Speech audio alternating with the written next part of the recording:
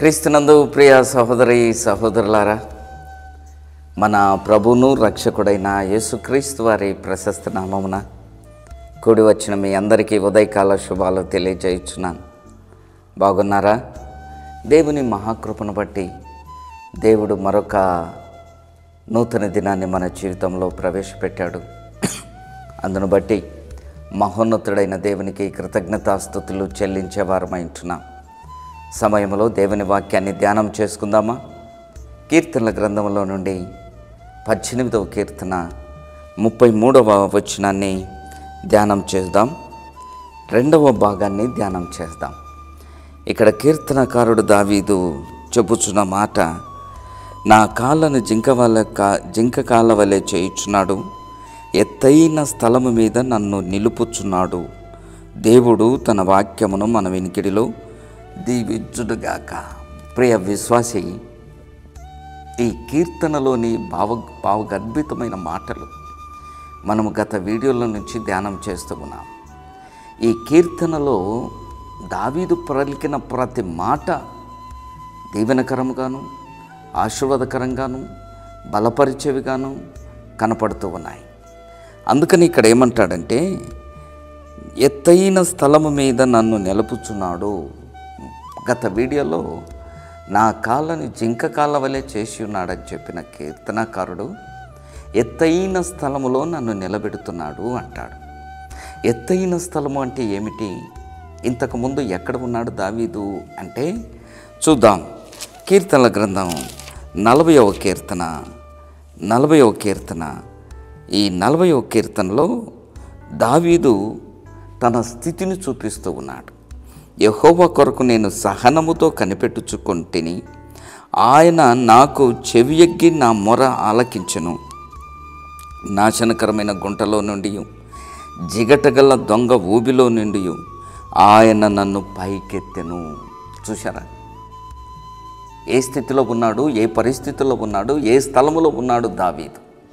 ఏ స్థలము నుంచి దావీదును దేవుడు ఉన్నతమైన స్థలములో నిలబెట్టాడు. దావీదు ఉన్న స్థలం నాశనకరమైన గుంట. దావీదు ఉన్న స్థలము జిగటగల దొంగ ఊబి. దావీదు ఉన్న జీవితం అనేకమైన శ్రమలతో కూడింది. ఒక దొంగ ఊబిలో జిక్కుకుంటే మనిషి పైకి రాలేడు. జిగటగల దొంగ ఊబి చాలా భయంకరమైనది.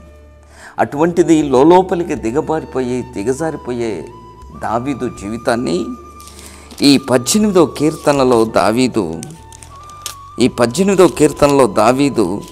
ఏమని అంటాడంటే, ఎత్తైన స్థలం మీద నన్ను నిలబెట్టాడు.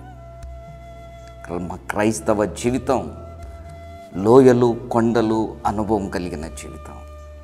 లోయ అనుభవంలోకి వస్తే అనేకమైన శ్రమలు, ఇబ్బందికరమైన పరిస్థితులు, అనారోగ్య పరిస్థితులు, ఇవన్నీ లోయ అనుభవంలో మనకుంటాయి. ఆ లోయ అనుభవంలో దేవుడు మనల్ని చేయవేడవడు సుమా. మహోన్నతుడైన దేవుడు మనల్ని నిలబెట్టి బలపరిచే దేవుడై ఉంటున్నాడు. ఆ లోయ అనుభవంలో నుంచి దేవుడు మనల్ని ఎత్తైన స్థలములోకి నిలబెడతాడు. ఈ ఎత్తైన స్థలము అంటే ఉన్నతమైన స్థితి. ఎత్తైన స్థలము అంటే మహోన్నతుడైన దేవుడు నీ తలను పైకెత్తే జీవితం. ఎత్తైన స్థలము అంటే నిన్ను నీ కుటుంబాన్ని ఆశీర్వదించే స్థలం. ఎంత గొప్ప దేవుడు! ఈ ఊబి అనుభవంలో ఉన్న నీ జీవితం, లోయ అనుభవంలో ఉన్న నీ జీవితాన్ని మహోన్నతుడైన దేవుడు అక్కడ నుండి నడిపించి నిన్ను పైకి లేవనెత్తి ఉన్నతమైన స్థలములో నిలబెడతాడు. ఎంత గొప్ప దేవుడు! ఆ ఉన్నతమైన స్థలములలో మహోన్నతుడైన దేవుడు నిన్ను నిలబెట్టడం నీ జీవితానికి ఆశీర్వాదకరం, నీ జీవితానికి దీవెనకరమై ఉంటున్నది. ప్రియ విశ్వాసి, ఒకవేళ నీ జీవితం లోయ అనుభవంలో ఉంటే, ఒకవేళ నీ జీవితం జిగటగల దొంగ ఊబిలో ఉంటే, నాశనకరమైన గుంటలో నీవు పడి ఉంటే, ఆ గుంటలో నుండి పైకి లేవనెత్తమని ప్రార్థన చేయి. ఆ గుంటలో నుండి పైకి లేవనెత్తమని ప్రార్థన చేయి. ఎత్తైన స్థలంలో దేవుడు నిన్ను నిలబెట్టాలని ప్రార్థన చేయి. ప్రార్థన చేద్దామా? ప్రార్థన చేద్దాం. అట్టి కృపదేవుడు నీకు అనుగ్రహించును గాక. తలలు వంచు ప్రార్థన చేస్తా. పరిశుద్ధుడా, మహోన్నతుడవైన దేవా, మహాగణుడా, మీ పరిశుద్ధ ఘనమైన మహోన్నతమైన నామానికి కృతజ్ఞతాస్తుతులు స్తోత్రములు చెల్లిస్తూ ఉన్నాం. అవును తండ్రి, జిగటగల దొంగ ఊబిలో నుండి మమ్మల్ని పైకి లేవనెత్తి ఎత్తైన స్థలములో మమ్మల్ని నివసింపజేసే గొప్ప తండ్రి, నిలబెట్టే దేవా మీ కొందనాలు అయ్యా.